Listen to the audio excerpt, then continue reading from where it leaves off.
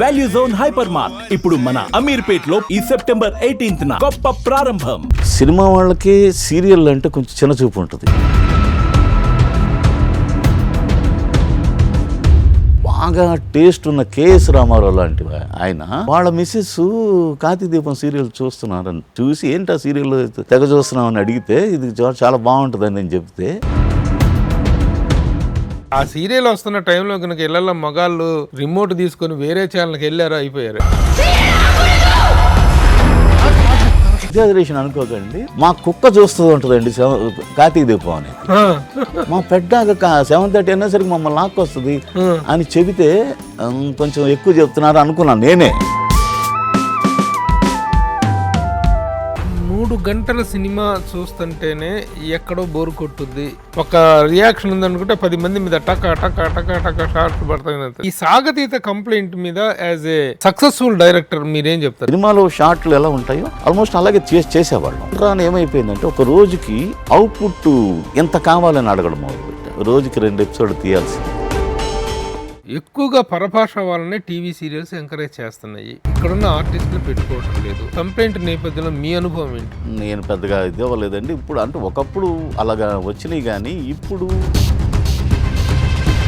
సౌందర్యం మీ సెట్లో నుంచే వెళ్ళిన తర్వాతనే ఆ అమ్మాయి యాక్సిడెంట్ గురేమి శివశంకరి మోహన్ బాబు గారితో. శివశంకర్ అనే సినిమా 20% అయిపోయింది. ఏమండి నేను ఇలాగా ఎలక్షన్ క్యాంపెయిన్కి వెళ్ళాలి, నాకు 2 days గ్యాప్ ఇవ్వండి అంటే వేరే ఏ ఆర్టిస్ట్ అయినా ఒప్పుకునేవారు కాదు మోహన్ బాబు గారు. అలాంటిది సౌందర్య గారు వచ్చి అడగగానే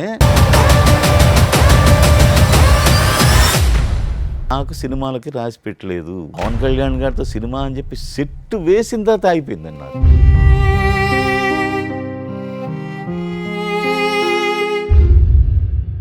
హాయ్ హలో నమస్తే and welcome to my show from the bottom of the heart in Suman TV, the India's largest digital media platform. ఈ రోజున తెలుగు ప్రేక్షకులను ముఖ్యంగా సకుటుంబ సపరివారంగా సీట్లకు ఇంట్లో కట్టిపడేస్తున్నటువంటి టీవీ సీరియల్స్. ఆ టీవీ సీరియల్స్ లో అత్యధిక ప్రజాదరణ సాధించినటువంటి సీరియల్ కార్తీక దీపం. కార్తీక దీపం అనగానే ప్రేక్షకుల్లో, ముఖ్యంగా మహిళా ప్రేక్షకుల్లో విపరీతమైనటువంటి వ్యూవర్షిప్, అభిమానం, దానికోసం వెయిటింగ్ అనేటువంటి జరుగుతుంది. ఆల్రెడీ తొలి సీజన్లో 1567 ఎపిసోడ్లు పూర్తి చేసుకొని 2వ సీజన్లో కూడాను అదే స్ట్రెంగ్త్తో కంటిన్యూ అవుతున్నటువంటి ఆ సీరియల్ దర్శకుడు కాపుగంటి రాజేంద్ర గారు మాతో ఉన్నారు. కాపుగంటి రాజేంద్ర గారు నమస్తే అండ్ వెల్కమ్ సార్. అలాగే రాజేంద్ర గారు కేవలం ఈ సీరియల్ ఎవరనే కాకుండా గతంలో కూడాను ఆయన డబ్బు ఒక జబ్బు, డబ్బు భలే జబ్బు అనేటువంటి ఒక సినిమాకి, దాంట్లో చాలా పెక్యులర్గా ఏంటంటే రావు గోపాలరావు గారు, గొల్లపూడి మారుతిరావు గారు ఇద్దరిది మెయిన్ క్యారెక్టర్స్. అలాంటి ఒక చక్కని ప్రయోగాత్మక సినిమా చేశారు, చాలా ఎంటర్టైనింగ్ ఫిల్మ్. అలాగే కొన్ని పెద్ద సినిమాలకు పెద్ద బ్యానర్స్, దాసరి నారాయణరావు గారు, రవిరాజా పినిశెట్టి గారు వీళ్ళందరితో కలిసి పనిచేయటం, పెద్దరాయుడు లాంటి పెద్ద మోహన్ బాబు గారి పెద్దరాయుడు సినిమాకు 2nd యూనిట్ డైరెక్టర్గా వర్క్ చేయటం, ఇంత కంటిన్యూస్ జర్నీ ఉన్నటువంటి డైరెక్టర్ ఆయన. ఈరోజు నా సీరియల్లో కూడాను తన లెగసీని ఆ విధంగా కంటిన్యూ చేస్తూ కార్తీక దీపం సీరియల్ని మరొక మారు అద్భుతమైన విజయంతో ఈ రోజున ఆ సీరియల్ని కంటిన్యూ చేస్తున్నారు. ఆయన అనుభవాలు, విశేషాలు కార్తీక దీపం సీరియల్కి సంబంధించిన, ఎందుకంటే కార్తీక దీపం అనే పేరు చెప్తే చాలు మహిళల్లో ఒక రకమైన గూస్ బంప్స్ అనమాట ఫ్యామిలీ ఆడియన్స్లో. I will get you all the details about Karthika Deepam and Kapuganti Rajendra garu. Sir నమస్తే and once again welcome. Sir నమస్తే సార్. చెప్పండి సార్, ఎలా ఉన్నారు? Happy sir. కార్తీక దీపం సీరియల్కి ఇంత ఆదరణ లభించింది. ఇది is a multi language serial. నేను మామూలుగా మనకు తెలిసింది తెలుగు, తెలుగులో మాత్రమే అనుకుంటున్నాం. తమిళ, కన్నడ, మలయాళం అండ్ మహారాష్ట్రన మరాఠీ, హిందీ మరాఠీలో కూడా సీరియల్ కంటిన్యూస్గా అన్ని భాషల్లో అవుతుంది. అసలు ఫస్ట్ దీన్ని జనరేట్ ఆరిజిన్ నుంచి మీరే డైరెక్టర్? మొదటి నుంచి, ఫస్ట్ నుంచి డే వన్ నుంచి ఆల్ దీస్ ఎపిసోడ్స్ మీరే డైరెక్టర్? ఎందుకంటే సీరియల్స్కి మధ్యలో డైరెక్టర్స్ మారుతుంటారు, దీనికి మారలేదు, మీరే కంటిన్యూగా చేస్తున్నారు. అదే ఎలా ఉంది సార్ ప్రస్తుతం రెస్పాన్స్ ఎలా ఉంది? బాగుంది సార్. ఇప్పుడు కూడా ఇదే నెంబర్ 1 సీరియల్స్లో నెంబర్ 1 సీరియల్. ఆ సీరియల్కి అంత ఆదరణ రావడానికి మెయిన్ ప్రధాన కారణం ఏమనుకుంటున్నారు మీరు? ఇతిహాసాలండి. రామాయణం ఎన్నిసార్లు చెప్పినా బాగానే ఉంటుంది. కార్తీక దీపం 1 ఆల్మోస్ట్ రామాయణానికి దగ్గరగా ఉంటుంది అన్నమాట. అంటే హీరో గొప్పవాడే, రాముడు అంతటి వాడు, ఈ అమ్మాయి కూడా సీత. వాళ్ళిద్దరూ డాక్టర్ బాబు, వంటలక్క అంటే బాగా ఫేమస్. ఆ క్యారెక్టర్స్ చేసిన ప్రేమి విశ్వనాథ్ దీప క్యారెక్టర్. నిరుపమ్ అని మన ఓంకార్ గారు బాగా పాపులర్. నిరుపమ్ గారు డాక్టర్ బాబు గానే. డాక్టర్ బాబు అంటే అందరు గుర్తుపడతారు, వంటలక్క అంటే ఈ అమ్మాయిని గుర్తుపడతారు. అంటే క్యారెక్టర్స్ అంత డీప్గా జనాల్లోకి వెళ్ళిపోయింది. కార్తీక దీపం 1 వచ్చేసరికి మామూలుగా ఒక సీరియల్లో ఏంటంటే ఒక క్యారెక్టర్ 2 క్యారెక్టర్లు అంటే ఆడియన్స్ ఓన్ చేసుకుంటారు, క్లిక్ అవుతాయి, ఆ క్యారెక్టర్స్ కోసం చూసేస్తారు మిగతా వాళ్ళు ఎలా ఉన్నా. కార్తీక దీపం 1లో ఆల్ ది క్యారెక్టర్స్, అన్ని క్యారెక్టర్స్ని ఓన్ చేసుకున్నారండి అందులో. అంటే అందులో కార్తీక హీరో హీరోయిన్తో పాటు విలన్ మోనిత అని ఉండేది. మోనితని కూడా విలన్గానే లైక్ చేశారు అన్నమాట, ఆ అమ్మాయిని లైక్ చేశారు. అంతకంటే గొప్పగా ఒక అత్తగారు సౌందర్య క్యారెక్టర్, ఆవిడ అర్చన అని బెంగళూరు ఆర్టిస్ట్. ఆవిడ కూడా వీళ్ళతో పాటు ఈక్వల్గా ఆవిడకి అంతే ఆదరణ వచ్చింది. అంటే బాగా ప్లస్ అయింది ఏంటంటే, చిన్న భార్యని చిన్న అపార్థం చేసుకున్నాడు, అనుమానించాడు అన్న సబ్జెక్ట్ వచ్చినప్పుడు మామూలుగా అత్తగారు కూడా కొడుకుతో పాటు ఉండి అవునరా ఈ అమ్మాయి తప్పు చేసింది మనకొద్దు అలాంటిది ఆ అమ్మాయికి సపోర్ట్గా అమ్మాయిని నమ్మి నా కోడలు అలాంటిది కాదురా నువ్వు అపార్థం చేసుకుంటున్నావు అని చెప్పేది. అది పాజిటివ్గా అత్తగారు మారడం, అంటే మాకు ఇలాంటి అత్తగారు ఉంటే బాగుండు అనే ఇది లేడీస్లో బాగా చచ్చిపోయింది. అది దానివల్ల ఒక సీరియల్ అంటేనే మమ్మల్ని సాగతీత అంటారు, కానీ చాలా పట్టేసి ఒక అంటే ఎపిసోడ్స్ రన్ అవుతుండగా 150 ఎపిసోడ్లో అతను అనుమానించాడు అనుకోండి అమ్మాయిని. 150 ఎపిసోడ్ నుంచి 1000 ఎపిసోడ్ వరకు ఆల్మోస్ట్ ఎటు తిరిగినా ఒకటే సీను, నువ్వు ఆ తప్పు చేసావంటే నేను చేయలేదు అంటుంది. ఒకటే సీను 850 ఎపిసోడ్లు అంటే ఆల్మోస్ట్ 4 years ఒకే పాయింట్ మీద నడిచిందండి జనాలు. ఇంకా అంటే మామూలుగా అంటే డైరెక్టర్దే తప్పు అనుకుంటారు ఆడియన్స్, ఎందుకు అమ్మాయిని అంత ఏడిపిస్తున్నారు అని చెప్పి డైరెక్టర్కి విపరీతమైన శాపనార్థాలు పెట్టడాలు అన్నీ జరిగినాయి అన్నమాట. ఆ టైంలో కరోనా టైంలో కూడా మేము చాలా అవస్థలు తీసుకొని, ఎందుకంటే అమ్మాయి హీరోయిన్ కొచ్చినండి, కరోనా టైంలో ఫ్లైట్లు కూడా తిరగల, కానీ కార్తీక దీపం సీరియల్ ఆగలేదు. దాన్ని మా ఛానల్ వాళ్ళు చాలా అది ఎక్కడ ఆగకుండా రన్ అయ్యేలాగా వాళ్ళు. కరోనా టైంలో ఎలా చేశారండి? అసలు ఎలా చేయలేదు కదా, ఎందుకంటే మిగిలిన ప్రతిరోజు 2 ఎపిసోడ్లు ఇవ్వకపోతే చాలా కొద్ది రోజులు ఆగామండి. అంటే అంత ముందే కొంత బ్యాంకింగ్ ఉంది, కానీ అప్పుడు ఆ కరోనా కొంచెం కొద్ది రోజులు అన్ని సీరియల్స్ బ్యాంకింగ్ వల్ల కొంత హెల్ప్ అయింది. తర్వాత వెంటనే ఆ అమ్మాయిని రిక్వెస్ట్ చేసి తీసుకొచ్చి, కొంతమంది అంటే హీరో ఇక్కడ వాడే కాబట్టి బెంగళూరు నుంచి వాళ్ళని ఆన్ రోడ్ పెద్ద పర్మిషన్ తీసుకొని అత్తగారి క్యారెక్టర్ని తీసుకొచ్చి, మామగారి క్యారెక్టర్ అరుణ్ కుమార్ లోకలే, మిగతా పిల్లల క్యారెక్టర్లు వాళ్ళందరూ కూడా లోకలే. ఒక మోనిత ఈ సౌందర్య క్యారెక్టర్లు మాత్రం బెంగళూరు, వాళ్ళేమో బై రోడ్డు పర్మిషన్ తీసుకొని వచ్చేవారు. అలాగే అన్ని ప్రయాసాలు తీసుకొని కరోనాలో కూడా బ్రేక్ లేకుండా చేసాము. ఆ కరోనా టైంలో అయితే ఇంకా లేడీస్ ఇలా చూస్తుంటే కరోనా టైంలో మగాళ్ళు కూడా ఇంట్లో ఉండడం జరిగింది. మగాళ్ళు కూడా ఇంట్లో లేడీస్ ఏం చేస్తాం ఆ టైంకి, అంటే అంతకుముందు లేడీస్ ఏం చూసాం సీరియల్స్ చూస్తారని తెలుసు, కానీ మగాళ్ళకి పర్టికులర్గా 7:30 అయ్యేసరికి కార్తీక దీపం ఎందుకు చూస్తున్నారు అనే సీరియల్. దాంతోపాటు వాళ్ళకి ఇంట్లో కరోనా టైంలో మగాళ్ళకి కూడా పని లేక అప్పుడు వాళ్ళు కూడా కార్తీక దీపం చూడడం మొదలుపెట్టారు. ఎక్కువ కరోనా టైంలో ఈవెన్ జెంట్స్ కూడా జాయిన్ అయిపోయారండి దానికి. ఎలా అంటే మామూలుగా సినిమా వాళ్ళకి సీరియల్ అంటే కొంచెం చిన్న చూపు ఉంటుంది. మనం సినిమా వాళ్ళం అయినా కానీ సీరియల్ అంటే కొంచెం ఇదిగా ఉంటుంది, అంటే సినిమా వేరు సీరియల్ వేరు అన్నట్టుగా ఉంటుంది. కానీ బాగా టేస్ట్ ఉన్న కేఎస్ రామారావు లాంటి ఆయన వాళ్ళ మిస్సెస్ కార్తీక దీపం సీరియల్ చూస్తున్నారని చూసి, ఏంటి ఆ సీరియల్ తెగ చూస్తున్నామని అడిగితే ఇది చాలా బాగుంటుందని నేను చెప్తే, ఆవిడ ఆ సీరియల్ గురించి చెప్తే అప్పటి నుంచి జాయిన్ అయ్యి ఆయన అక్కడి నుంచి ఈ హాట్స్టార్లో Day 1 నుంచి ఉన్న అప్పటిదాకా ఎన్ని ఎపిసోడ్లు జరిగినాయో అన్ని ఎపిసోడ్లు కేఎస్ రామారావు గారు చూశారు. చూసి నాకు ఫోన్ చేసి చాలా బాగుంది, మనం సీరియల్ చేద్దాం అన్నట్టుగా ఇది చేసినాం. అలాగే సినిమా వాళ్ళు మురళీమోహన్ గారు కూడా కార్తీక దీపం ఫస్ట్ సీజన్ బాగా చూసి, ఆయన ఇదంటే వాళ్ళ ఇంట్లో లేడీస్ చూడడం వల్ల ఆయన చూసి ఆయన ఫోన్ చేసి ఒకసారి ఇంటికి పిలిచి నన్ను, అసలు మురళీమోహన్ గారు లాంటి వాళ్ళు ఇంటికి పిలవడం అంటే అసలు ఇంటికి వెళ్ళగానే వాళ్ళ మిస్సెస్ని ఎవరు వచ్చారో చూడ అంటే నాకే కొంచెం ఎంబ్రాసింగ్ అనిపించింది అనమాట. ఒక ఏదో రాజమౌళి వచ్చినట్టుగా ఆవిడ్ని లోపల నుంచి పిలిపించి పరిచయం చేసి అలా చేశారు. అలాగా బ్రహ్మానందం గారు, యాక్చువల్ బ్రహ్మానందం గారు రోజు అంటే ఆయన ఎంత ఇన్వాల్వ్ అయిపోయారంటే ప్రతి డైలాగు ప్రతి షాట్ ఆ లో యాంగిల్లో పెట్టి ట్రాలీ వేసావు చూడు, అది భలే ఉందని ఎంత డీప్గా వెళ్ళిపోయేవారు బ్రహ్మానందం గారు. అలాగా మగాళ్ళు కూడా చూశారు కార్తీక దీపాన్ని. వెరీ గుడ్, అద్భుతమైన అప్లాజ్. ఇవన్నీ గొప్ప కాంప్లిమెంట్స్. అవును, నిజంగా ఆ సీరియల్ వస్తున్న టైంలో కనుక ఇళ్లలో మగాళ్ళు రిమోట్ తీసుకొని వేరే ఛానల్కి వెళ్ళారు, అయిపోయారు. ఛాన్సే లేదండి. ఇళ్లలో ఆడవాళ్ళందరూ రివోల్ట్ అయిపోయారు. దీని గురించి అంటే చాలా అంటే ఇప్పుడు కథలుగా ఉంటాయి కానీ ఎగ్జాజరేటెడ్గా ఉంటాయి. ఒకటైతే బిజీగా ఉండే డాక్టర్ అండి ఓపీలో, ఆవిడ ఎప్పుడు పేషెంట్లు చూసి సడన్గా ఆవిడ 7:30 to 8 డాక్టర్ గారు అపాయింట్మెంట్స్ లేవండి, ఆవిడ రౌండ్స్కి వెళ్ళాల్సిన పని ఉంది అని చెప్పి అబద్ధం చెప్పి ఆవిడ లోపలికి వెళ్ళి కార్తీక దీపం చూసి మళ్ళీ వచ్చి పేషెంట్స్ అటెండ్ అయ్యేవారు. ఒక లేడీ డాక్టర్. అలాగా అసలు మేము ఒక బట్టల షాపులో, చందానగర్లో పెద్ద బట్టల షాపు వాళ్ళది, అక్కడ మాకు బట్టల షాప్ కావాల్సి వచ్చి చేస్తే వాళ్ళు ఓనర్స్ ఈ సీరియల్ ఫ్యాన్స్ అన్నమాట. ఆ ఇంట్లో లేడీస్ అందరూ వచ్చారన్నమాట. వచ్చి ఇది ఎగ్జాజరేషన్ అనుకోకండి, అంటే నేను కూడా నమ్మలా.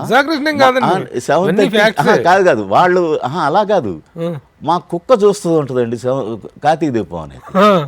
మా పెద్ద 7:30 అనేసరికి మమ్మల్ని లాక్కొస్తుంది అని చెబితే కొంచెం ఎక్కువ చెప్తున్నారు అనుకున్నాను నేనే. అలాంటిది పక్క రోజు వాళ్ళు ఆ కుక్కతోటి ఫోటో పెట్టారు అన్నమాట వాళ్ళు. ఆ ఫోటో నా దగ్గర ఉంది. ఆ కుక్క ఆ కార్తీక దీపాన్ని చూస్తుంది అన్నమాట.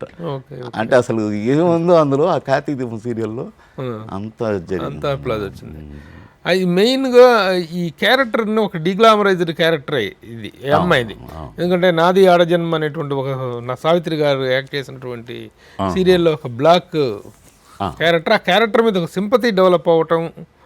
లేదండి, అమ్మాయి మంచి ఆర్టిస్ట్ అండి. ప్రేమి విశ్వనాథ్ చాలా మంచి ఆర్టిస్టు. కొంతమంది అంటే మేము డార్క్గా కొంచెం డార్కే అమ్మాయి, మరి డార్క్ మీరు డార్క్ చేశారా? లేదు, మీడియం అమ్మాయి, అంత ఫేర్ కాదు, కొంచెం డార్క్గానే ఉంటుంది. అసలు దాన్ని ఆ అమ్మాయి కొంచెం డార్క్గా ఉంటుంది. అని అత్తగారి క్యారెక్టర్ వచ్చి బాగా డబ్బున్న ఆవిడ తన కొడుకులకి అందగత్తిని చేయాలనుకుంటుంది. అది పెద్ద అంటే కోరకూడని కోరిక కాదు. తన కోడళ్ళు అందగత్తెలు రావాలనుకున్న అమ్మాయిని, ఇలాంటి అమ్మాయిని ఇతను ఇష్టపడి ఇంటికి తీసుకొస్తాడు. బిగినింగ్లో అసహించుకుంటుంది, పక్కన పెడుతుంది అన్నమాట. తర్వాత ఆ అమ్మాయి వ్యక్తిత్వం నచ్చే ఈ అబ్బాయి ఇష్టపడ్డాడు. కానీ ఆ అమ్మాయి అంటే తన కోడలు అందగత్తిగా రావాలని కోరుకున్నది, ఇలాంటి అమ్మాయి వచ్చిందనేది యాక్సెప్ట్ చేయదు ఆ అమ్మాయి. తర్వాత అమ్మాయి క్యారెక్టరేషన్ వ్యక్తిత్వం నచ్చడం మొదలుపెట్టిన తర్వాత కొడుకు అమ్మాయిని అనుమానించి బయటకు గెంటేస్తుంటే, కాదురా అమ్మాయి క్యారెక్టర్ నాకు బాగా తెలుసు అని చెప్పి నెగిటివ్గా ఉండే అత్తగారు పాజిటివ్గా మారిపోవడం అనేది బిగినింగ్లో బాగా పట్టేసింది.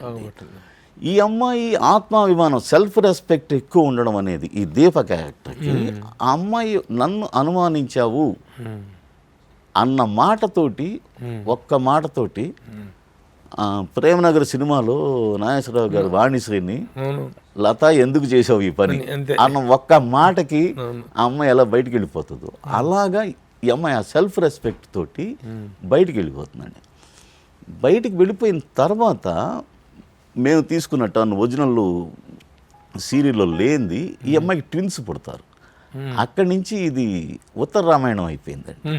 ఆ ట్విన్స్ పుట్టారు, అత్తగారికి తెలియకుండా ఒక బిడ్డను తన దగ్గర పెట్టడం, తన కొడుకు తన బిడ్డను తెలియకుండా తను పెంచడం, తనకి ట్విన్స్ పుట్టారని ఆ అమ్మాయికే తెలియదు. తన దగ్గర ఒక అమ్మాయి పెరుగుతుంది ఉంటుంది, తన తండ్రి దగ్గర పెరుగుతున్న కూతురు తన కూతురే అని తనకి తెలియదు, తనకు అసలు ట్విన్స్ పుట్టారని ఈ అమ్మాయికి తెలియదు. వీళ్ళు ఎప్పుడు తెలుసుకుంటారు? ఇలాంటి ఎక్కువ సో మెనీ లాక్స్ దానికి బాగా ఇదైంది. ఆ పిల్లలు కూడా చాలా బాగా చేసేవాళ్ళు అండి. అలా నేను అదే చెప్పాను, ప్రతి క్యారెక్టర్ని జనం ఓన్ చేసుకున్నారు. ఆ పిల్లలు కూడా చాలా అద్భుతమైన ఆర్టిస్టులు.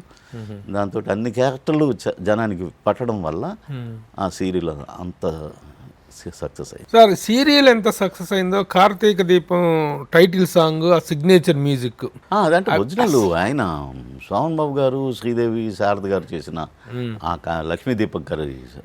అవును, ఆ సాంగే కావాలని అడిగామండి. ఆ రైట్స్కి అప్పట్లోనే వాళ్ళు 7 lakhs పైన డిమాండ్ చేశారు. చేస్తే ఛానల్ వాళ్ళు పే చేశారు, అంతా పే చేసి దాన్ని యాక్సెప్ట్ చేశారండి. ఆరణికుమా ఈ దీపం, ఆరణికుమా ఈ దీపం ఆ సాంగ్ అద్భుతమైన సాంగ్ కదా అసలు ఆడవాళ్ళందరికీ. అందరికీ ఆ రోజుల్లో అది ఎంత సక్సెస్ అయింది. ఈ సాంగ్ ఇదైన తర్వాత అప్పటి 40 ఏళ్ల క్రితం తీసిన సాంగ్ మళ్ళీ యూట్యూబ్లో బాగా ఇదైపోయి దాన్ని కొన్ని లక్షల మంది చూశారు. అవునవును.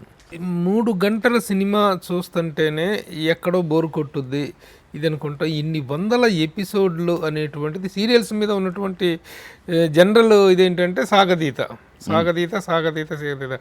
ఈ షార్ట్స్, క్లోజ్అప్లు, అవి ఇవి ఒక రియాక్షన్ ఉందనుకుంటే 10 మంది మీద టక షార్ట్లు పడుతుంది. ఈ సాగతీత కంప్లైంట్ మీద యాజ్ ఏ సక్సెస్ఫుల్ డైరెక్టర్ మీరేం చెప్తారు సార్? సీరియల్స్ లాగుతారు అనేది ఉందండి, కానీ సినిమా కానీ ఇది కానీ ఎంగేజింగ్గా ఉండడం అనేది కదా ఇప్పుడు కాదు. దీని మెయిన్ రీజను కార్తీక దీపం ఛానల్ వాళ్ళు ఆల్మోస్ట్ సక్సెస్ ముందు జాగ్రత్త పడ్డారు. ఎప్పుడైతే ఇది బాగా జనంలోకి వెళ్ళిపోతుందో దాన్ని విపరీతంగా వాళ్ళు కేర్ తీసుకున్నారండి. బాగా కేర్ తీసుకొని ఛానల్ వాళ్ళు క్రియేటివ్ హెడ్స్ ఉంటారు కదా, వాళ్ళు చాలా కేర్ తీసుకొని మాకు కథ ఇలాగే కావాలి వాళ్ళు మొత్తం ఏం కావాలి వాళ్ళకి మెయిన్ పాయింట్స్ అన్నీ వాళ్ళు చెప్పేవారు. దాన్ని వాళ్ళు మాకు మెయిన్ స్టోరీ వాళ్ళు చెప్పేవాళ్ళు. దానికి రవి కొలికిపూడి గారని మంచి స్క్రీన్ ప్లే చేసేవారు. ఆ స్క్రీన్ ప్లే ఆయన ఎంత బాగా చేసేవారో దానికి పోటీగా ఆసం శ్రీనివాస్ అనే డైలాగ్ అండి, అతను అంత అద్భుతంగా రాసేవారు. అంత మంచి సీన్స్ వచ్చినాయి, అంతమంది డైలాగ్ వచ్చినాయి. దాన్ని నేను ఎలా తీయాలనేది నా పని నేను చేసేవాడిని. ఎగ్జిక్యూట్ చేయడానికి మంచి ఆర్టిస్టులు కూడా దానికి అంటే అలా సెట్ అయిపోయారండి దానికి. అదేండి సాగతీత ఉన్నా సరే ఎంగేజింగ్గా ఉండటం అనేది, ఎంగేజింగ్ అది దేనికైనా ఎంగేజింగ్గా ఉండడం అనేది మెయిన్ సార్. అది మామూలు వాళ్ళకి రైటర్స్. మీరు ఫస్ట్ ఎపిసోడ్ నుంచి మీరే డైరెక్టర్. ఇది ఈ రైటర్స్ కొలికిపూడి రవి కానీ వీళ్ళు మారారా? హాసం శ్రీనివాస్ కానీ డైలాగ్ రైటర్స్ లేదండి, మారలే. ఫస్ట్ వాళ్ళు ఇప్పుడు కూడా వాళ్ళే కంటిన్యూ అవుతున్నారు. అప్పుడు అంటే సీజన్ 2లో కొంచెం మళ్ళీ రవి కొలికిపూడి గారు అంటే ఆసం శ్రీనివాస్ గారు కంటిన్యూ కావట్లేదు. ఆయన వేరే సీరియల్స్ బిజీగా ఉండడం వల్ల ఆయన కుదరలేదు. రవి కొలికిపూడి గారు దీని బిగినింగ్లో ఉన్నారు, మధ్యలో మళ్ళీ ఆయన ఏదో బిజీ అవడం వల్ల వేరే రైటర్ వచ్చి మళ్ళీ ఇప్పుడు ప్రస్తుతానికి స్క్రీన్ ప్లే రవి కొలికిపూడి గారు. ఏంటి సార్ స్క్రీన్ ప్లే డైలాగ్స్కి మధ్యలో స్క్రీన్ ప్లే రాసిన వాళ్ళు డైలాగ్ రాయలేరా? స్క్రీన్ ప్లేలలో హాఫ్ డైలాగ్ వస్తుంది కదా. సినిమాలకు కుదురుద్దండి, సీరియల్ అనేసరికి కాదండి. అలాగా అంటే పెదరాయుడికే మారి అంటే అనే ఒక సీన్ ఉంటుంది, దానికి అంటే 6 పేజీల సీన్ అండి. మేము బిగినింగ్ నుంచి కూడా అంటే మొత్తం యూనిట్ డైరెక్టర్ రవిరాజ్ గారు ఆ పెద్ద సీన్ ఎప్పుడు ప్లాన్ చేసావు, ఆ పెద్ద సీన్ ఎప్పుడు ప్లాన్ అంటే 6 పేజీల సీను ఒక పెద్ద సీన్ కింద లెక్క మాట మాకు సినిమా అనేసరికి. అసలు 6 పేజీల సీన్ అంటే సీరియల్కి వచ్చేసరికి చాలా చిన్న సీన్ కింద లెక్క అన్నమాట. 20 పేజీల సీను, 24 పేజీల సీన్లు ఉంటాయి అన్నమాట. అది ఒక రోజులోనూ ఒక పూటలోనూ తీసేస్తాం అన్నమాట. దాన్ని బట్టి మేకింగ్ కూడా ఆ రకంగా ఉంటుంది. అంతే. మేకింగ్ లిమిటేషన్స్ ఎలా ఉంటున్నాయండి? డైరెక్టర్కి క్రియేటివ్ ఫ్రీడమ్ ఉంటే ఉండొచ్చు, కానీ మేకింగ్ ఫ్రీడమ్ అనేది కూడా చాలా ఇంపార్టెంట్. ఈ రెండింటి మధ్య క్లాష్ ఎలా ఉంటుంది? మీరు ఇంత సక్సెస్ఫుల్గా సీరియల్ని రన్ చేశారు, what are the problems you have faced అండి? అంటే అంతకుముందు నేను టీవీలో సీరియల్స్ చేసి బిగినింగ్లో కళంకిత, అందం, బంగారు బొమ్మ అవన్నీ చేసేవాడిని. ఇన్ హౌస్ సీరియల్స్ చేసేవాడిని అండి సుమన్ గారివి. ఆ సుమన్ గారికి చాలా మంచి టేస్ట్ ఉంది, బడ్జెట్ లిమిటేషన్స్ లేవు. దాంతో ఆయన నాకు ఇలా కావాలంటే అలాగే సుమన్ గారికి చేసి పెట్టేవాళ్ళం. అంటే అప్పట్లో కూడా సీరియల్స్లో కూడా సాంగ్స్ రాసేవారు, ఆయన సుమన్ గారే రాసేవారు. ఆ సీరియల్స్ అన్నీ కూడా కొన్ని ఫిలిం సిటీలో షూట్ చేసేవాడిని. ఒక సాంగ్ అయితే 1 week 10 days కూడా తీయడు. ఒక సాంగ్ ఒక 10 days రామోజీ ఫిలిం సిటీలో షూట్ చేయడం అంటే సినిమా వాళ్ళు కూడా చేయలేరండి. సీరియల్కి అప్పుడు చేసేవాళ్ళం. ఎపిసోడ్ కూడా నాకు రోజుకి ఇన్ని నిమిషాలు ఇవ్వండి అనేది లేదు అప్పుడు. అలాంటప్పుడు అప్పుడు సినిమా మేకింగ్ ఎలా ఉంటుందో ఆల్మోస్ట్ అలాగే ఇప్పుడు షార్ట్ బై షార్ట్, ఈ షార్ట్ ట్రాలీ ఇలా వచ్చారు, ఈ ఆర్టిస్ట్ ఇక్కడికి వచ్చారు, ఈ ఆర్టిస్ట్ ఇలా మూమెంట్, ఒక బిజినెస్ చేయడం కానీ ఆర్టిస్ట్ మూమెంట్ కానీ ఉండేవండి. అంటే మూవీస్లో ఎలా ఉంటుందో అంత పెద్ద సీన్ ఉన్నా సరే అంత ఆ మూమెంట్లు అవి తీసుకొని యాంగిల్స్ అటు మాస్టర్ కట్ చేసి ఇటు కట్ చేసి ఇటు అంటే మామూలు ఒక సినిమాలో షాట్లు ఎలా ఉంటాయో ఆల్మోస్ట్ అలాగే చేసేవాళ్ళం. ఇప్పుడు రాను ఏమైపోయిందంటే ఒక రోజుకి అవుట్పుట్ ఎంత కావాలని అడగడం మొదలుపెట్టారు. అసలు ఏ డైరెక్టర్ అయినా రోజుకి 2 ఎపిసోడ్లు తీయాల్సిందే. రోజుకి 2 ఎపిసోడ్లు తీసినప్పుడు ఆ సినిమా మేకింగ్ అనేది రాదండి. ఏదైనా మామూలుగా వరుసగా అందరినీ ఒకే చోట ఎక్కువ ఆర్టిస్టులు మూమెంట్ తీసుకోమంట. మూమెంట్ తీసుకుంటే ఆర్టిస్ట్ అక్కడి నుంచి ఇక్కడికి వస్తే ఇక్కడి నుంచి ఈ సెషన్లో ఇతను కట్ చేసాం, ఈ సెషన్లో ఇతను ఉన్నాడు, మళ్ళీ అలా చేస్తూ ఉంటే టైం టేకింగ్. అది డెఫినెట్గా అది బాగుంటుందని తెలుసు, కానీ చేయలేని ఒక పరిస్థితి రోజు. ఇప్పుడు కూడా కంటెంట్ బేస్డే కాబట్టి ఆడియన్స్ కూడా సీరియల్ అంటే ఇలాగే ఉంటుందని వాళ్ళు అలవాటు అయిపోయారు, ట్యూన్ అయిపోయారు. వాళ్ళకి కావాల్సింది కంటెంటే. మొత్తం పనులన్నీ ఆపేసి కూర్చునే వాళ్ళు కొంతమంది అయితే వాళ్ళ పని వాళ్ళు చేసుకుంటూ కూడా చేసేవాళ్ళంటే అంతకుముందు రేడియోలో డ్రామా వింటూ ఎలా పనులు చేసుకునేవారు. ఇప్పుడు టీవీ కూడా దానికి స్టిక్ అయిపోకుండా వాళ్ళ పనులు చేసుకుంటూ కూడా సీరియల్ ఫాలో అయిపోతున్నారు. అలాంటప్పుడు వాళ్ళకి మీరు క్రేన్ పెట్టారా, ట్రాలీ వేసారా, ఈ పక్కన పెట్టారా, ఆ పక్కన అద్భుతమైన షాట్ తీసారా, షిఫ్ట్ ఫోకస్లు పెట్టారా అనేది అనవసరం. వాళ్ళ కంటెంట్ ఏం రన్ అవుతుంది అనేది వాళ్ళకి కావాలి. కాబట్టి అది కూడా రిపీట్ ఉంటాయి కదండి. నైట్ ఈ టైంలో చేస్తే మళ్ళీ మరుసటి రోజు మార్నింగ్ ఇంకో రిపీట్ ఉంటాయండి. ఆ రిపీట్కి పెద్దగా అప్పుడు మిస్ అయిన వాళ్ళు ఎవరైనా ఇది చూడాలేమో అనేది ఉండే. ఒకప్పుడు ఆ రిపీట్కి కూడా వాల్యూ ఉండేది, కానీ ఇప్పుడు ఓటీటీలో కూడా సీరియల్ వచ్చేసరికి అసలు యాక్చువల్గా టెలికాస్ట్ టైం కంటే ముందు, ఇప్పుడు కార్తీక దీపం ఉందనుకోండి, మార్నింగ్ 6:30కి స్టార్లో వచ్చేస్తుందండి. వచ్చేస్తే అక్కడ 6:30, 7 o'clockకి చూసేసేవాళ్ళు ఎక్కువ మంది ఉంటారు. డైరెక్టర్ గారు, ఇప్పుడు ఇండస్ట్రీలో, టీవీ ఇండస్ట్రీలో ఒక ఇది ఉంది, ఎవరికి మీదైనా కోపం ఉంటే వాడిని తీసుకెళ్ళిపోయి టీవీ సీరియల్ డైరెక్టర్ని చేసి పడేస్తే వాడు అయిపోతాడు అనేటువంటి ఒక చిన్న జోక్గా చెప్పుకుంటారు. నిజంగా అంత టీడీఎస్ జాబ్ అండి?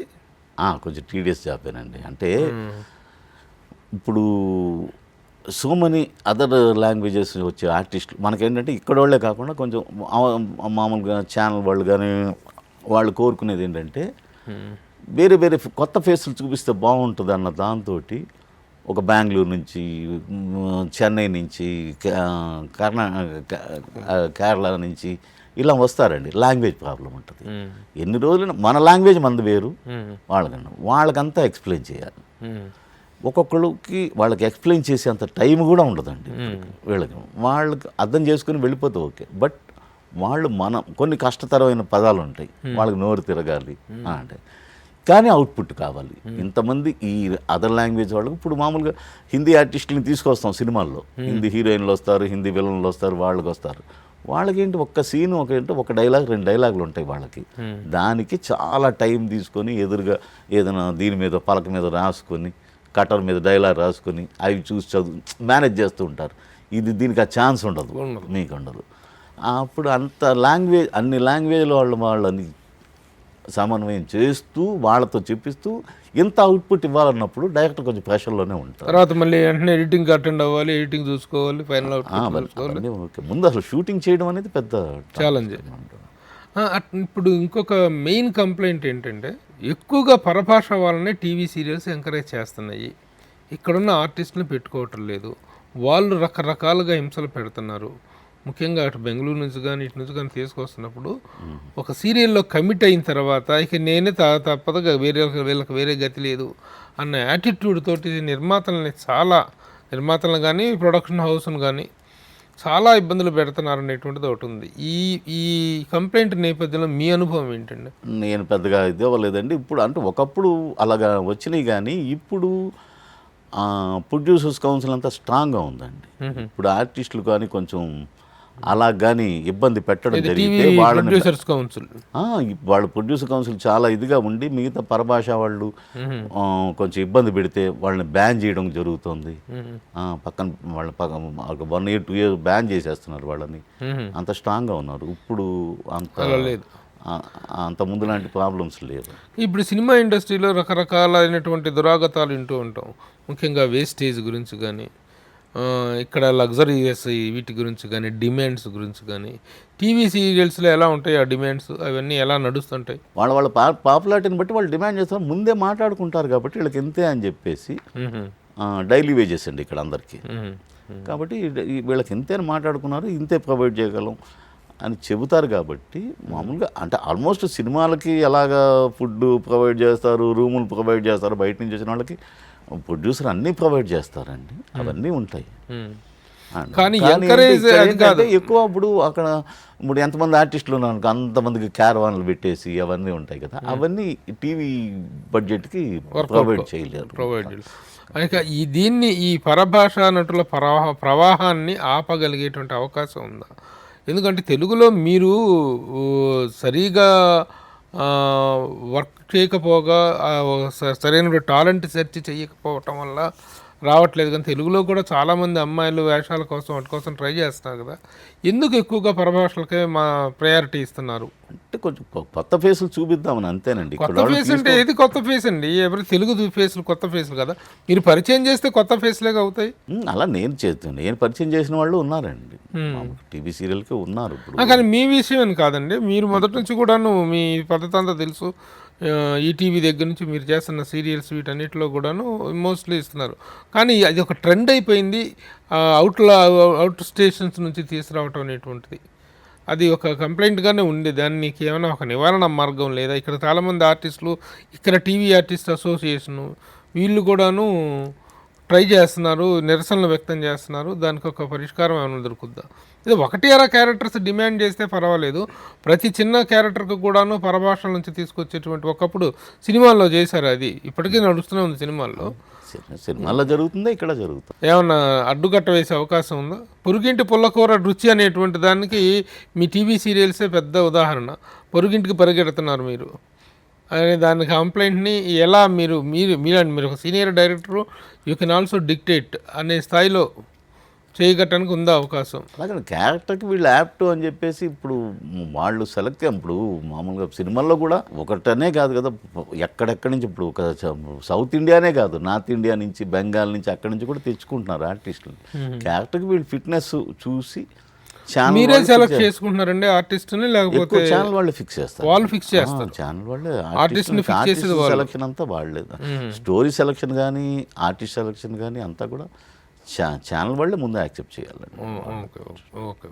ఇప్పుడు ఎలా అండి రేటింగ్స్ ఎలా ఇస్తున్నారు? గతంలో ఇచ్చిన రేటింగ్లే ఇప్పుడు ఇస్తున్నారు, అందువల్లే సీరియల్స్ తగ్గిపోయినాయి. Ratings in the sense budget restriction అనేటువంటి అది కాదు, పెరిగితే ఇంకా వ్యూవర్షిప్ పెరిగి కాస్ట్ ఆఫ్ ప్రొడక్షన్ పెరిగిన ఈ రోజుల్లో కూడా ఆ రోజున ఇచ్చినట్టే 1,00,000 ఇస్తాం, ఎపిసోడ్కి ₹1,00,000 ఇస్తాం అనేటువంటి బార్గెనింగ్లో ఛానల్స్ ఉన్నాయి. ప్రొడక్షన్ హౌస్లు వీళ్ళు ఛానల్స్ డిక్టేట్ చేస్తున్నాయని. ఛానల్స్ డిక్టేషన్ అనేటువంటిది కూడా చాలా వరకు ఇబ్బంది పెడుతుంది అనేటువంటిది నిర్మాతల్ని, చాలామంది డ్రాప్ అవుతున్నారు కూడాను. నిజమేనా? అది ఎంతవరకు కరెక్ట్? అది అంటే వాళ్ళలో వాళ్ళు స్ట్రాంగ్గా ఉన్నా సరే వాళ్ళలో ఒక మాట యూనిటీగా ఉండి వాళ్ళు మాకు ఇది గిట్టుబాటు కావట్లేదు, మాకు ఇంతే కావాలి అని డిమాండ్ చేసి, మీరు ఒకప్పుడు అంటే 20 ఏళ్ల క్రితం అదే రేట్ ఇచ్చారు, ఇప్పుడు అదే రేట్ ఇస్తున్నారు, ఇప్పుడు అన్ని రేట్లు పెరిగినాయి కదా, మీరు పెంచండి, 1,50,000కి నాకు కుదరదు అని గట్టిగా మాట్లాడితే అందరూ అదే మాట మీద ఉంటే అదేమన్నా జరుగుద్ది. కానీ ఇంకో 1,50,000 అక్కడ నాకు 1,40,000కి నేను చేస్తాను ఇంకో అతను రెడీగా ఉంటే ఛానల్ వాళ్ళు దాన్ని పెద్దగా ఉపయోగించుకుంటారు.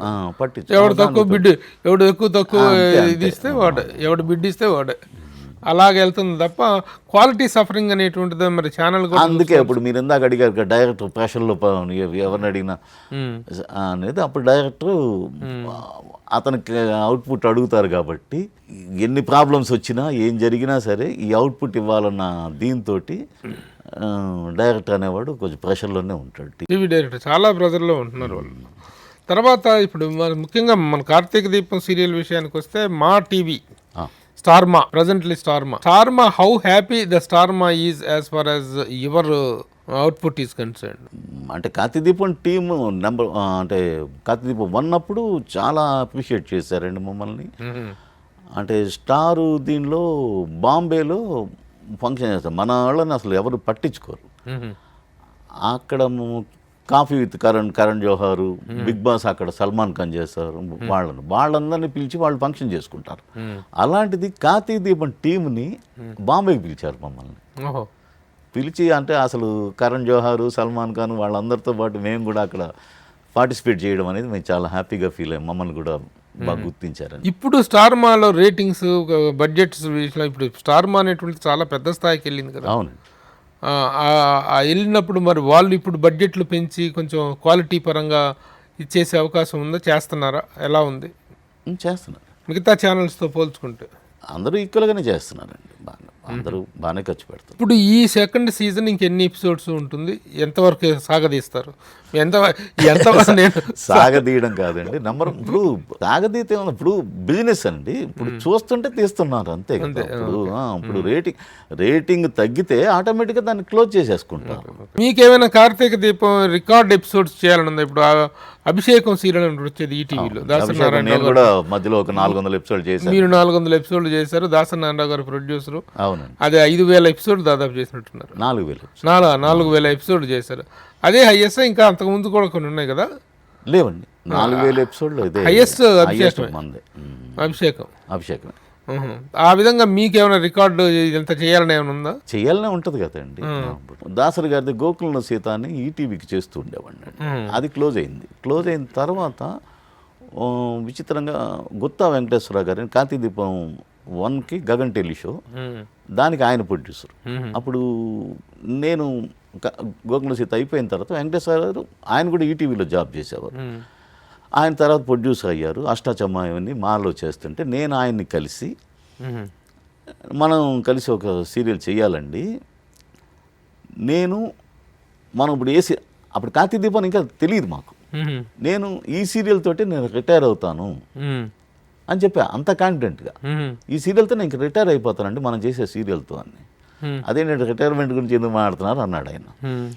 కానీ అనుకోకుండా వాళ్ళు అప్పుడు ఇంకా సబ్జెక్ట్ కూడా సెలెక్ట్ కాలేదు. స్టార్ మా వాళ్ళు సబ్జెక్ట్స్ 2-3 సబ్జెక్ట్స్ చాయిస్కి ఈయనకి ఇచ్చారు, వెంకటేశ్వరరావు గారికి. ఆయన నాకు చూపించి చేస్తే ఇది సెలెక్ట్ చేసుకున్నాం అంట. కార్తీక దీపం సబ్జెక్ట్ సెలెక్ట్ చేసుకొని అలా చేస్తే అది కార్తీక దీపం సీజన్ 1 ఉన్నట్టు. అలాగే 1567 ఎపిసోడ్లు అయింది. అయిన తర్వాత క్లోజ్ అయిపోతే మరి రిటైర్మెంట్ అన్నారు కదా అన్నమాట. అంటే 1 year గ్యాప్లోనే కార్తీక దీపం 2 స్టార్ట్ అయిపోయింది. ఇప్పుడు అదే మాట నిలబెట్టుకోవాలని కార్తీక దీపం, నేను రిటైర్మెంట్ దాకా ఈ కార్తీక దీపమే చెయ్యాలి అనేది నాకు కోరిక అంతే. అంటే నేను ఎందుకు అన్నానో నా మాట, 8 ఏళ్ళు అయింది, 8 ఏళ్ళగా అదే సీరియల్ చేస్తూ ఉన్నాను నేను. ఆ పాత్రలు ఎన్ని మీ కళ్ళల్లో ఎప్పుడు కళ్ళు తెలిసినా కళ్ళు మురిసినా హాంటింగ్ చేస్తూ ఉంటాయి క్యారెక్టర్స్ అవన్నీ కూడా. నిజంగానే కార్తీక దీపం సీరియల్తో రిటైర్ అవుతారా? అంటే మీరు ఇందాక మీకు ఏమన్నా ఉందా అన్నారు కదా, నేను ఈ సీరియల్ తోటే రిటైర్ అవ్వాలనుకుంటున్నాను. అంటే మీకు ఇప్పుడు రిటైర్మెంట్కి ఇంకో 10 ఏళ్ళ వయసు ఎనర్జీగా చేయగలిగినటువంటి ఇది కనిపిస్తుంది మీకు. ఇంకో 10 ఏళ్ళు రన్ చేస్తారనుకోవచ్చు. అంటే సీజన్స్ మారచ్చు. గతంలో మీరు మొత్తం సీజన్ 1 6 years అయిందండి. సీజన్ 2 స్టార్ట్ చేసి 1.5 year అవుతుంది. ఇది ఇంకో 4 ఏళ్ళు అయింది అనుకోండి. అప్పుడు కూడా నేను రిటైర్ కాకపోతే సీజన్ 3 ఉంటుంది. Very good. ఇక కార్తీక దీపం, కాపుగంటి రాజేంద్ర. అంతకుముందు మీరు చేసిన సీరియల్స్ ఈటీవీలో కానీ మొత్తం ఇప్పటికి ఎన్ని సీరియల్స్ చేశారు? చాలా చేస్తుంటానండి. నాకు బాగా పేరు తెచ్చిపెట్టినవి కళంకిత, అందం పూర్తిగా నేను చేయకపోయినా నేను కొన్ని చేశాను ఎపిసోడ్లు, చాలా ఎపిసోడ్లు చేశాను. అందం సీరియల్ సుమన్ గారిది, అది మంచి పేరు వచ్చింది. ఈటీవీలోనే బంగారు బొమ్మ అని ఒక సీరియల్ చేశానండి. బంగారు బొమ్మ ఫస్ట్ టైం రాజేశ్వరి అని తమిళ హీరోయిన్, భారతి రాజా గారి హీరోయిన్, భానుచంద్ర గారు, రాజేశ్వరి ఇద్దరు టీవీకి ఫస్ట్ టైం. టీవీ సీరియల్ అనేసరికి ఒక రకంగా అంటే ఆర్టిస్టులు, హీరోయిన్లు కొంత ఇనిబిషన్స్ ఉంటాయి. వీళ్ళకి సినిమా వాళ్ళు కాబట్టి అసలు భానుచంద్ర కానీ ఆ అమ్మాయి కానీ సినిమాలు చేసినట్టు చేసేవాళ్ళు. అది చూస్తే సినిమా చూస్తున్న ఫీలింగే వచ్చేది అన్నమాట. బేసికలీ నేను కూడా సినిమా నుంచి వచ్చాను, వాళ్ళిద్దరు సినిమా వాళ్ళు కాబట్టి టీవీ వాసన ఉండేది కాదు. అది ఆ బంగారు బొమ్మ సీరియల్ కోసం కూడా చాలా వెయిట్ చేస్తూ ఉండేవాళ్ళు అన్నమాట. అప్పుడు సినిమా ఇండస్ట్రీలో మీ జర్నీ చాలా లాంగెస్ట్ జర్నీ. అసలు ఎప్పుడు ఎలా స్టార్ట్ అయింది మీ కెరీర్, మీ నేపథ్యం ఏంటండి? I'm Born and brought Chennai sir. మా ఫాదరు జర్నలిస్ట్, కాపుగంటి రమణారావు అని సినిమానిసి అని ఒక అంటే ప్రెస్ ఉండేది. తర్వాత సినిమానిసి అని ఒక సినిమా పత్రిక మొదలు పెట్టారు ఆయన. చాలా ఫ్రాంక్గా ఉండేది. అంటే ఇప్పుడు తమ్లైన్స్ అంటారు కదా, అప్పుడు సినిమా హెడ్లైన్స్ మాట. ఇండస్ట్రీ అంటే ఓన్లీ టాలెంటే కాదండి, పిఆర్ కానీ పిఆర్ అవన్నీ ఉంటుంది. నేను నాకు ఎవరన్నా పని అప్ప చెప్తా పని చేసాడు, ఇంట్లో వెళ్ళి కూర్చోవడం, నలుగురితోటి మిమ్మల్ని మీరు ఎప్పటి నుంచో పరిచయం, ఎప్పుడైనా హలో అన్నాను మీకు అసలు అంతే, మళ్ళీ ఎక్కడ వేసిన గొంగళ అక్కడే ఉన్నట్టు అలా ఉంటాను అనమాట నేను. అలాంటిది సినిమాల్లో రవి ఇప్పుడు ఫస్ట్ నేను దాసనారాయణ గారి దగ్గర అసిస్టెంట్ డైరెక్టర్గా జాయిన్ అయ్యానండి. తర్వాత ఏ ఇయర్లో మీరు ఆయన దగ్గర జాయిన్ అయింది? 1979 గోరింటాకు సినిమాకి అసిస్టెంట్ డైరెక్టర్ అండి. పాత గోరింటాకు దాసనారాయణ గారు, మురారి గారు, పెద్ద హిట్ సినిమా, పెద్ద హిట్ సినిమా. పవన్ బాబు గారు, సుజాత గారు ఫస్ట్ టైం తెలుగులో చేశారు. నా సుజాత గారికి నేనంటే చాలా ఇష్టం, ఎందుకంటే నాకు బాగా తమిళ తెలుసు, నేను అక్కడే పుట్టినవాడిని కాబట్టి నాకు తమిళ తెలుసు. ఆవిడకి చాలా సీన్ చెప్పేటప్పుడు అది కూడా నాకు తమిళ బాగా వచ్చు కాబట్టి నన్ను ఎక్కువ సుజాత గారు లైక్ చేసేవారు అనమాట. అలాగే నేను గురువు గారి దగ్గర నుంచి మళ్ళీ రవిరాజ పినిశెట్టి గారు ఆయన డైరెక్టర్ అయినప్పుడు నన్ను తీసుకెళ్ళారు అనమాట. మామూలుగా అప్పటికి నాకు 23-24 ఉంటాయి అన్నమాట. ఎవరైనా సరే ఒక హీరోతో యాక్షన్ సినిమా కానీ లేదంటే లవ్ స్టోరీ కానీ ఇలాంటివి చేయాలనుకుంటారు. ఈ డబ్బు బోలే జబ్బు అనే సినిమా కొంచెం మెచ్యూర్ ఉన్న అంటే గురువు గారు, దాసరి గారు, ముత్యాల సుబ్బయ్య గారు అలాంటి వాళ్ళు చేయాల్సిన సినిమా. ఒక కుర్రాడిని ఆ సినిమా చేయమంటే నేను కొద్ది రోజులు అంటే కొంచెం సంశయించామాట. మంచి సినిమా, మంచి పేరే వస్తుంది, గీతా ఆర్ట్స్ బ్యానరు ఆయన చెప్తున్నారు, కానీ అంటే దాని గురించి చాలా రోజులు కొంచెం ఆయన చేయమన్నా సరే ఒక 2 నెలల దాకా దాని గురించి ఏం మాట్లాడలా. మళ్ళీ ఆయన అరవింద్ గారు ఏంటి రాజేంద్రకి ఇది చెప్పాను అని ఇంకో తెలిసిన వ్యక్తితోటి తను చేస్తాడా లేదంటే వేరే ఎవరితోనైనా నేను ప్రొసీడ్ అవ్వమంటాడా అని అడిగాను. గీతార్ట్స్ అల్లు అరవింద్ గారు అడుగుతున్నారు, సరే చూద్దాం అని చెప్పి నేను వెళ్ళి చెప్పామాట. మనం ఎంత చేసినా పాజిటివ్ ఎండింగ్ ఇచ్చినా సరే దానికి మనం కొన్ని చేంజెస్ చేసి ఒక 50 days సినిమా అవుద్దండి, ఇది సూపర్ హిట్ అయిపోదు అని నేను అంటే, నువ్వు 50 days సినిమా చెయ్యి, నేను తర్వాత చూసుకుంటాను కదా అన్నారు ఆయన. అలాగే అది డబ్బు బోలే జబ్బు అనే సినిమా 50 days అని ఇప్పుడు రాజమండ్రి, కాకినాడ, ఏలూరు ఇలాంటి అన్ని చోట్ల 50 days ఆడింది. గుంటూరు నా థియేటర్లో అయితే 10 weeks ఆడింది ఆ సినిమా. మంచి అప్లాస్ వచ్చింది. ఆ సంవత్సరం 92లో ఉత్తమ కుటుంబ కథా చిత్రం అని ఆంధ్రప్రదేశ్ గవర్నమెంట్ అక్కినేని నాగేశ్వరరావు కలిపి ఇచ్చిన అవార్డు ఉంది. నాగేశ్వరరావు గారికి బెస్ట్ యాక్టర్ అవార్డు వస్తే ఆ డబ్బుని కొంత డబ్బు వేసి ఉత్తమ కుటుంబ కథా చిత్రం అవార్డు, కథా చిత్రానికి best family viewing film Akkineni Nageswara Rao గారు మన గవర్నమెంట్ కల్పించేది, అది ఆ సినిమాకి వచ్చింది అనమాట. అందులోనే అన్నపూర్ణమ్మకు కూడా స్పెషల్ జ్యూరీ అవార్డు వచ్చింది. అలాగే ఫస్ట్ సినిమాకే నాకు నంది అవార్డు వచ్చినట్టు. మరి తర్వాత ఎందుకు చేయలేదు డైరెక్టర్గా, కంటిన్యూ ఫిల్మ్ డైరెక్టర్గా? నేను మా పేరెంట్స్ దగ్గర నుంచి వేరే ఇంటికి వెళ్ళి, అప్పుడు ల్యాండ్ లైన్ అంటే చాలా కొంచెం ప్రాబ్లంగా ఉండేది చెన్నైలో, అంత ఈజీ కాదు కనెక్షన్స్. మా పేరెంట్స్ ఇంట్లో ఉండేది ల్యాండ్ లైన్. నాకు కొత్తగా వేరే పెళ్ళి వేరే ఇల్లు తీసుకోవడం వల్ల ఫోన్ రాదు. నేను పిఆర్ఏ తక్కువ, నాకు ఫోన్ నెంబర్, నాకు ల్యాండ్ లైన్ లేకుండా పోయింది. నన్ను నా సినిమా చూసి నచ్చిన వాళ్ళు అప్పటికి ఇండస్ట్రీ హైదరాబాద్కి షిఫ్ట్ అయిపోయింది, నేను చెన్నైలోనే ఉన్నాను. నన్ను ఎలా కాంటాక్ట్ చేయాలో కూడా తెలియలా. నేను ఎప్పుడైనా గీతా ఆర్ట్స్కి వెళ్తే యాళ్ళగుడ్డ సురేంద్ర గారు మిమ్మల్ని మీ గురించి ఎంక్వైరీ చేశారు, ఇలాగ వచ్చేయమాట. ఫోన్ లేకపోవడం వల్ల నేను మామూలుగా అంటే మీకే అప్రోచ్ లేదు, నాకే అప్రోచ్ లేదు, ఫోన్ కూడా లేదు, పిఆర్ లేదు. ఇంకా ఎంతకాలం అని నాకు దానికి అది గ్యాప్ అలా వచ్చింది. తర్వాత మళ్ళీ ఇంకా గీతా ఆర్ట్స్లో అరవింద్ గారే నాకేదో చెయ్యాలని చెప్పి చేస్తే, అలా చేస్తే ఎంత మంచి అవకాశం అంటే పవన్ కళ్యాణ్ తోటి సినిమా ఏది ఇక్కడ ఎక్కడమ్మా అయిన తర్వాత పవన్ కళ్యాణ్ తోటి నాతో చేయాలని ఆయన చేసి, అప్పుడు సబ్జెక్టు వైల్ యూ స్లీపింగ్ అని ఒక శాండ్రా బుల్లక్ హీరోయిన్, ఆ అమ్మాయి ఓ సినిమా చేసింది. దాన్ని హీరో క్యారెక్టర్గా మార్చుకొని అరవింద్ గారు భూపతి రాజా అని ఒక రైటర్ ఉంటే ఆయనకి చెప్పి భూపతి రాజా గారు కథగా తయారు చేశారు. పవన్ కళ్యాణ్తో నేను చేయాల్సిన సినిమా అది చెన్నై. నాగబాబు గారు ఇక్కడ ఇంకో ఇంగ్లీష్ సినిమా, ఫ్రెంచ్ సినిమా లాంటిది, దాన్ని బేస్ చేసుకుని ఆయన కథ తయారు చేసుకుంటున్నారు.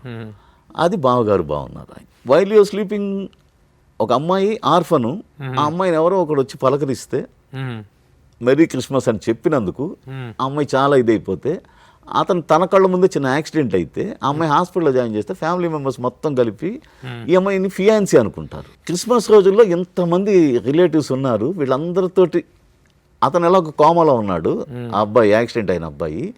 ఈ క్రిస్మస్ ఈ రోజులన్నీ వీళ్ళతో గడిచిపోద్ది, నాకు నన్ను ఎలాగో ఆ అబ్బాయికి ఫియాన్సీ అని అతను కోమాల నుంచి బయటకు వచ్చినప్పుడు చూసుకుందాంలే అని ఆ అమ్మాయి కొంచెం ఆగిపోద్ది అన్నమాట. అది సబ్జెక్ట్. అది భూపతి రాజా గారు మేము చేసుకున్న సబ్జెక్ట్. నాగబాబు గారు చేసుకుంది కూడా ఇంగ్లీష్ సినిమాలో ఏంటంటే, బావగారు బాగున్నారు, ఒక అమ్మాయి బయటికి వెళ్ళి సూసైడ్ చేసుకోబోతుంటే ఎందుకంటే అమ్మాయి లవరు కనిపించకుండా పోయాడు, తను ప్రెగ్నెంట్, పెద్దింట్లో ఇప్పుడు యాక్సెప్ట్ నన్ను ఎలాగ నేను ఇంటికి వెళ్ళను, నేను ప్రెగ్నెంట్ అని చెప్తే నీ లవర్ ఎవరో తెలుసా వాళ్ళ ఇంట్లో, మీ ఇంట్లో వాళ్ళకి అంటే తెలియదు, అయితే నేను లవర్ అని చెప్పుకో అంటే ఒక పెద్దింట్లోకి ఫేక్ అల్లుడిగా వెళ్ళడం అనేది ఇక్కడ నాగబాబు గారు చేసుకున్నారు.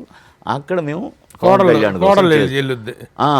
రెండు ఒకసారి సెట్లకు వచ్చినప్పుడు అప్పుడు సబ్జెక్టులు మీ సబ్జెక్ట్ ఏంటంటే రెండు అన్నదమ్ములు ఇద్దరికి ఒక పెద్దింట్లోకి ఫేక్ అల్లుడిగా వెళ్ళడం అనేది రెండు దగ్గర అయిపోయినాయి. కానీ అప్పుడు మరి చిరంజీవి గారు రెండు కథలు విన్నారు, రెండు బాగున్నాయి, మరి ఇంకా ఏ డెసిషన్ తీసుకుంటారు మీ ఇష్టం అంటే అప్పుడు మేమే డ్రాప్ అవ్వాలి అంటే వేరే కథ చూసుకుందాంలేండి అని నేను అన్నాను.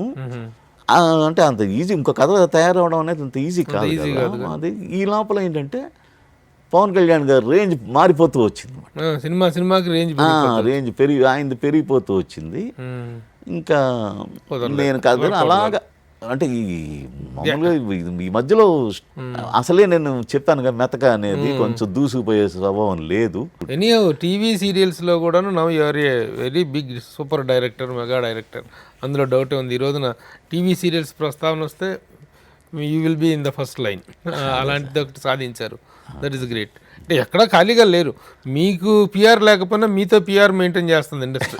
సార్ అవును ఇండస్ట్రీ ఎవరిని వదిలేదు, అదే టాలెంట్ ఉన్న వాళ్ళు ఎవరిని ఇండస్ట్రీ విషయం అంటే ఇప్పుడు ఎవరైనా సరే వాళ్ళ భస్మాసుడిలాగా వాళ్ళ నెత్తి మీద వాళ్ళు చేయబెట్టుకో అంటే వాళ్ళు చేసిన తప్పులే ఉంటాయి, కానీ విషయం ఉన్నవాడు ఒకవేళ రాలేదు పైకి రాలేదు అనుకుంటే ఇండస్ట్రీ మాత్రం ఎవరిని టాలెంట్ ఉన్న వాళ్ళని ఎవరిని వదులుకోదు, టాలెంట్ బిహేవియర్ ఉన్న వాళ్ళని ఎవరిని. అవునండి, అదే బిహేవియర్ అంటే అదే ఇప్పుడు బిహేవియర్ అంటే యాటిట్యూడ్ చూపించడం వేరు, మెతకతనం వేరు, రెండు బ్యాడే. మనందరికీ ఎంతో ఎంతో ఎంతో ఆరాధ్య నటి, అద్భుత నటి సౌందర్యం మీ సెట్లో నుంచే వెళ్ళిన తర్వాతనే ఆ అమ్మాయి యాక్సిడెంట్ గురేమి శివశంకరి మోహన్ బాబు గారితో. శివశంకర్ అనే సినిమా మోహన్ బాబు గారు చేసింది, ఆ సెట్ సగం అయిపోయింది ఆ సినిమా. 70% అయింది సార్, 70% అయిపోయింది. అది మోహన్ బాబు గారు అసలు స్ట్రిక్ట్ అండి.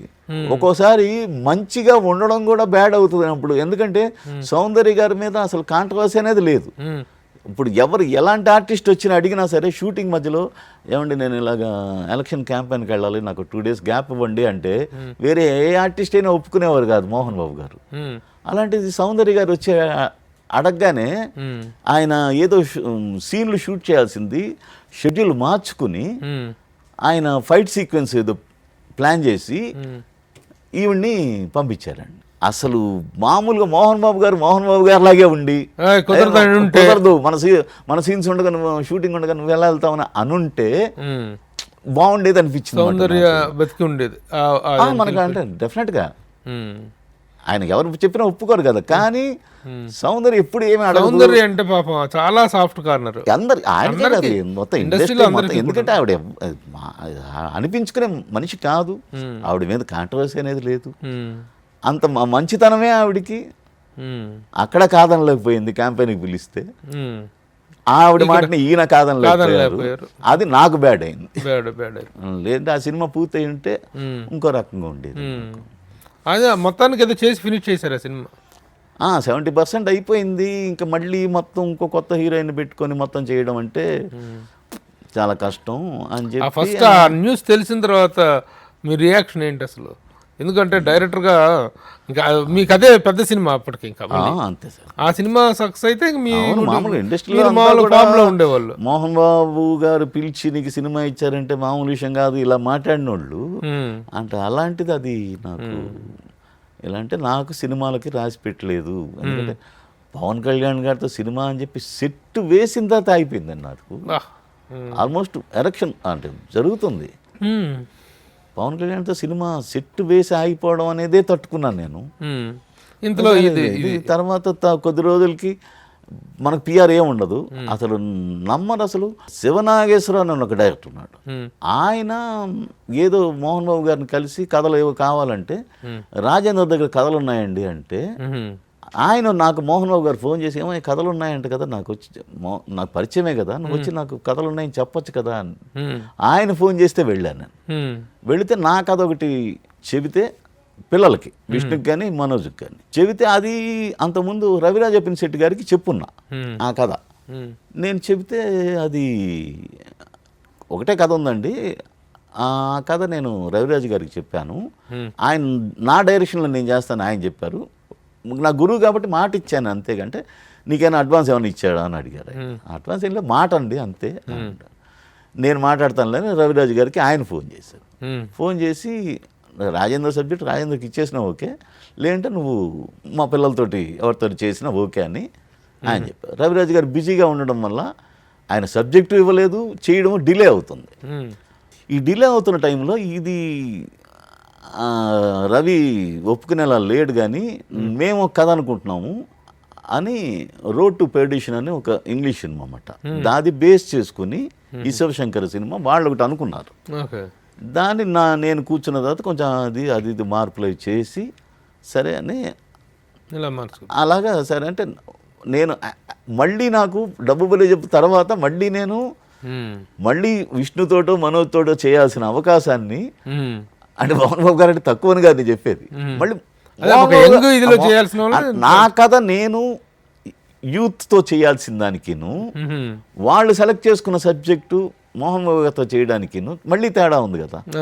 అలా మొదలుపెట్టినా సరే మళ్ళీ నాకు సౌందర్య గారు యాక్సిడెంట్లో పోవడం అంటే ఇంకా సినిమాలకి నాకు సెట్ కావట్లేదు, ఏదో ఆ రాత లేదు అనుకుని నేను ఇంకా సీరియల్స్కి ఇంకా మైండ్లోనే ఆ సినిమాలు అనేది తీసేశాను అనమాట. తీసేసి సీరియల్కి ఇదైపోయి దాంతో ఇక ఈ కార్తీక దీపంతో రిటైర్మెంట్ అనే మాట చెప్పాను కానీ. కానీ ఇప్పుడు ప్లాట్ఫామ్స్ మారి మళ్ళీ చాలా ఓటీటీ ప్లాట్ఫామ్స్ అన్ని వచ్చి వెబ్ సిరీస్ కానీ మామూలు డైరెక్ట్ ఫిలిమ్స్ ఓటీటీ ప్లాట్ఫామ్స్కి చేస్తున్నారు కదా, అవి కూడా ఏదైనా ఒకటి చెయ్యాలి అనేది కోరిక ఉంది. ఇప్పుడు ఒక సీరియల్ చేస్తుండగా వేరే చేయొచ్చా మీరు? మామూలుగా అంటే ఇంకో ఛానల్కి వెళ్లకుండా ఒకే ఛానల్లో ఉంటే, నేను కార్తీక దీపం చేస్తున్నప్పుడు కూడా గుప్పిడంత మనసు అనే సీరియల్ కొద్ది రోజులు చేశా. ఇప్పుడు రెమ్యునరేషన్స్ అవి ఎలా ఉంటున్నాయండి మీకు? డైరెక్టర్గా ఇన్ని సీరియల్స్ ఇన్ని ఎపిసోడ్స్ చేస్తున్నారు కదా, హౌ పెద్దగా పేరైతే ఉంటుంది కానండి. నేను చెప్పాను కదా ఇందాక, బడ్జెట్ అనేది ఒక ఎపిసోడ్కి ఇంతే ఇస్తే ఇప్పుడు ఆల్మోస్ట్ అన్ని ఇప్పుడు సినిమాకి ఎన్ని క్రాఫ్ట్స్ ఉంటాయో దీనికి అన్నీ ఉంటాయి. ఫైట్ మాస్టర్ తప్పితే మిగతా అన్నీ ఉంటాయి. అందులోనే అతనికి ఇచ్చే ఆ 1.5 ఆర్టిస్టులకి, లొకేషన్కి, డైరెక్టర్కి, కెమెరామెన్కి, యూనిట్కి, ట్రాన్స్పోర్ట్కి, మొత్తం భోజనాలకి అన్నీ పంచాలి కదా. అప్పుడు అలా పంచేసరికి రెమ్యునరేషన్ పెద్దగా ఏముంటాయి. మీకు మామూలుగా ఎపిసోడ్ వైజ్ ఇస్తారా? మీకు ఎపిసోడ్కి ఇంతనే ఉంటుంది. ఎంత ఉంటుంది? ఉంటుందండి 10 అంటే నెలకి 26 ఎపిసోడ్లు ఇవ్వాలి. So well of with everything, comfortable.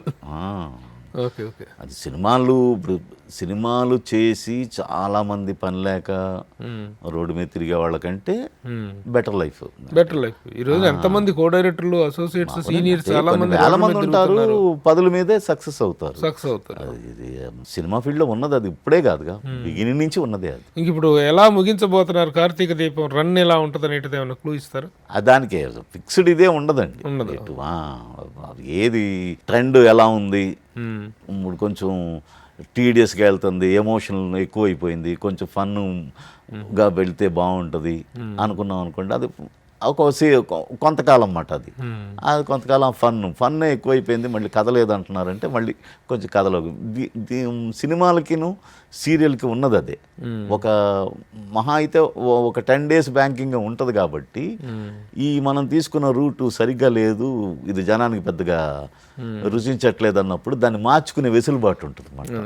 కొంచెం తప్పటడుగు వేసినా మళ్ళీ మార్గంలోకి వెళ్ళిపోవడానికి టీవీ సీరియల్కి ఆ ఛాన్స్ ఉందండి. ఫిక్స్డ్ కథ అనేది ఇక్కడి నుంచి ఇదే గోల్ అనేది ఉండదు. సినిమాల కంటే మన క్లైమాక్స్ ఫిక్స్ అయ్యే సినిమా తీస్తారు. 2 గొప్ప అవకాశాలు, పవన్ కళ్యాణ్ గారితో ఒక సినిమా, అలాగే సౌందర్య మరణం వల్ల ఒక సినిమా, 2 పెద్ద ఆఫర్స్ మిస్ అయ్యి ఈ రోజున ఉన్నటువంటి డైరెక్టర్స్ ఎవరిలో కంటే కూడా తక్కువైనటువంటి టాలెంట్ కాదు మీది. మిమ్మల్ని మొదటి నుంచి, ఎందుకంటే దాసనారాయణరావు గారి దగ్గర, రవిరాజా పిన్సెట్ గారి దగ్గర, ఇటు గీతా ఆర్ట్స్లో పనిచేయటం, మోహన్ బాబు గారితో పనిచేయటం, వాట్ ఏ జర్నీ. అంత ఉండి కూడాను సినిమాల్లో సక్సెస్ అవ్వలేకపోవటం అనేటువంటిది లేదు. మీరు not failed in the films. తీసిన ఒక సినిమా బ్రహ్మాండంగా అయింది, అవార్డ్స్ వచ్చినాయి. 2వ సినిమాకి వచ్చినప్పుడు అవాంతరాలు వచ్చేసినాయి. అవార్డు అంటే ఇప్పుడు నాకు మా టీవీ సీరియల్లో నంది అవార్డ్స్ చాలాసార్లు వచ్చిందండి డైరెక్టర్గా. అనుకోకుండా ఒకసారి డైలాగ్ రాశాను, డైలాగ్ రైటర్గా నంది అవార్డు వచ్చాను. నేను అసలు చెన్నైలో పుట్టి పెరిగి తెలుగులో డైలాగ్ రాసి దానికి నంది అవార్డు రావడం అనేది. ఏ సీరియల్? ఈ నిజం అబద్ధం అయితే అని ఒకటి మా వాళ్ళకే ఒకటి చేశాను అనమాట. చేస్తే డైలాగ్ రైటర్గా నాకు నంది అవార్డు ఇచ్చారు దానికి. So you're awarded and rewarded director. Wonderful.